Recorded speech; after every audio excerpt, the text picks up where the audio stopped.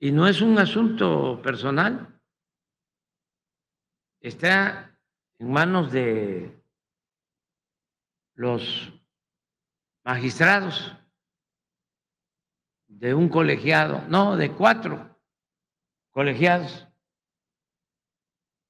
Ven, tú fuiste procurador fiscal, explícalo, pero también vamos a aprovechar para que se explique lo que hacía esta finísima persona que es ministro de la Corte, que hacía con el expediente ahí guardado.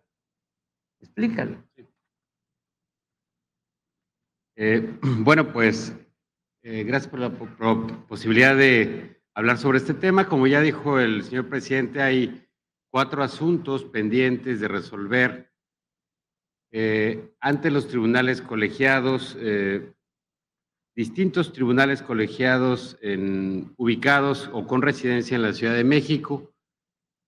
Lo que se hizo en uno de ellos, hay que decir primero que hay algunos asuntos que datan desde el 2010, es decir, la obligación de pagar impuestos se generó desde el 2010 o 2011 o 2012, en diferentes momentos cada uno de ellos. Se llevaron a cabo procesos de impugnación ante la propia autoridad emisora, es decir, ante el SAT. Durante varios años se sustanciaron recursos administrativos y después se llegó al Tribunal Fiscal en ese momento, hoy Tribunal Federal de Justicia Administrativa, donde también se emitieron sentencias en cada uno de ellos a favor de la hacienda pública y confirmando el cobro de impuestos. Posteriormente, estos asuntos llegaron a petición del actor de estos juicios, es decir, de la empresa que debía los impuestos, llegaron a manos de un ministro en la Suprema Corte de Justicia de la Nación,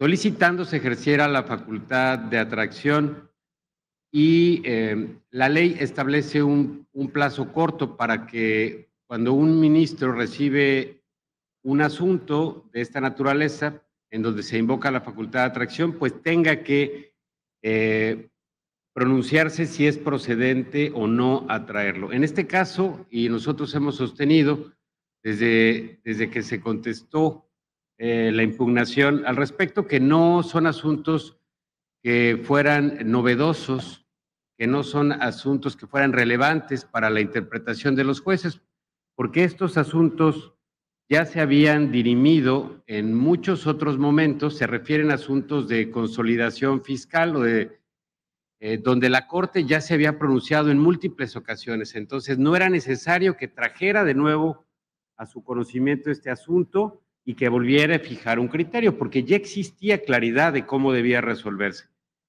Lo que procedía en ese momento era, en el lapso máximo de 15 días, devolver este asunto a los tribunales colegiados, que eran la instancia donde se encontraban estos asuntos.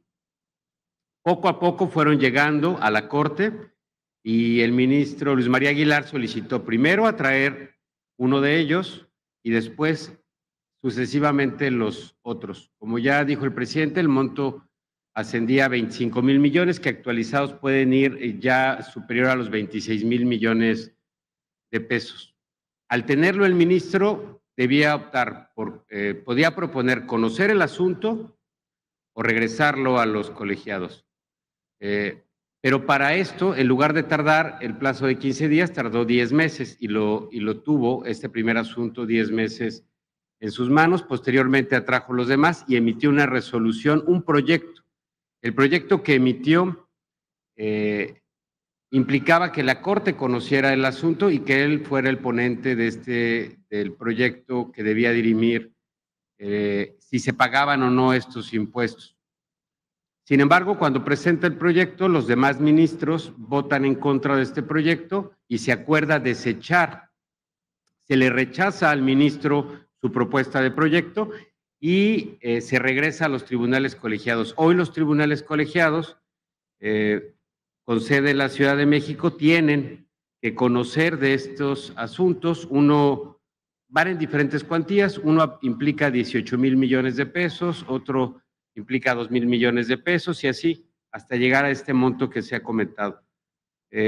Esperamos y confiamos en que la resolución que den los colegiados sea apegada a la ley, justamente a los criterios que ya ha emitido la Suprema Corte de Justicia en los casos de consolidación fiscal y que estos recursos ingresen a la hacienda pública para atender las necesidades apremiantes de la población en materia de salud, en materia de bienestar, es decir, para hacer efectivos los derechos humanos y los derechos de todos los habitantes del país. En eso consistió este asunto. Señor presidente, es cuanto.